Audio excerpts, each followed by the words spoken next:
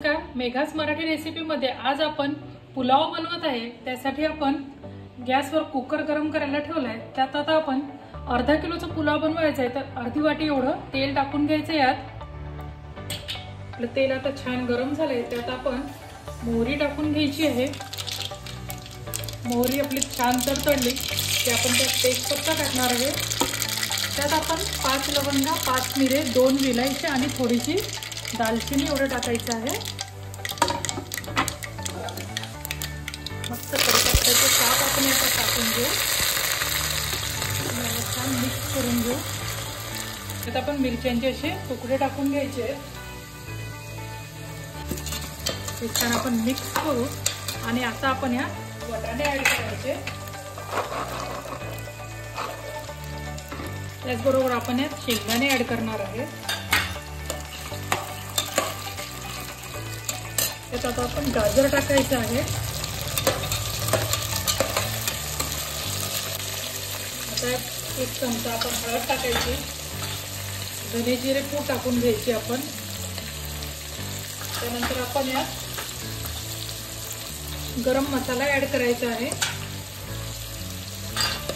ते छान मिक्स करू आपण। आणि मग आपण यात टोमॅटो टाकायचे आहे। टोमॅटो सगळ्यात शेवटी आपण यात ऍड करत आहे। छान मिक्स करून घ्यायचं।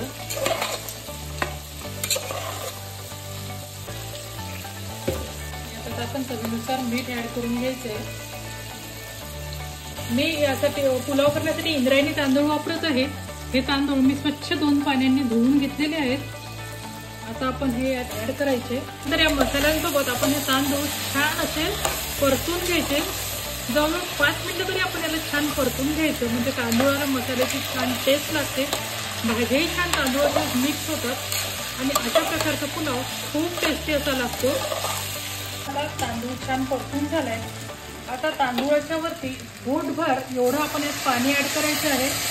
पाणी आपण गरम करून घेतलेलं आहे, तुम्ही बघू शकता। एवढं आपण पाणी यात ऍड करायचं आणि हे छान परत एकदा 5 मिनिटं मिक्स करून घ्यायचं।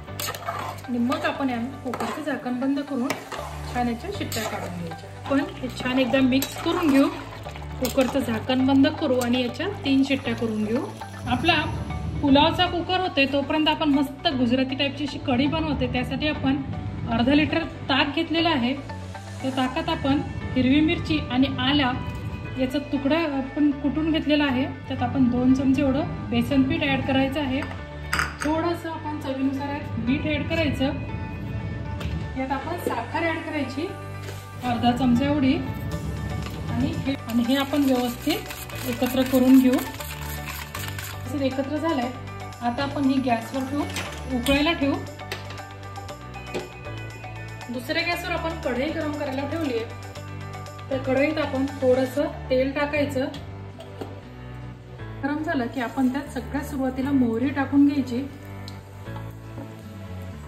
मोहरी सोबतच आपण त्यात मेथ्यांचे दाणे टाकणार आहे, 2-4 एवढे।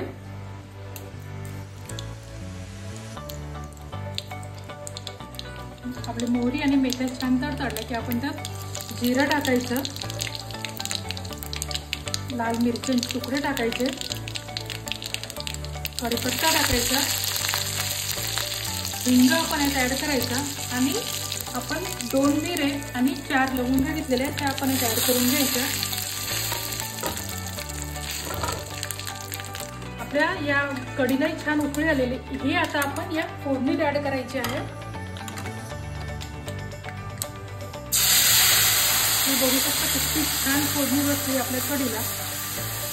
यात आपण हळद नाही टाकायची, कारण की आपण गुजराती कढी बनवत आहे।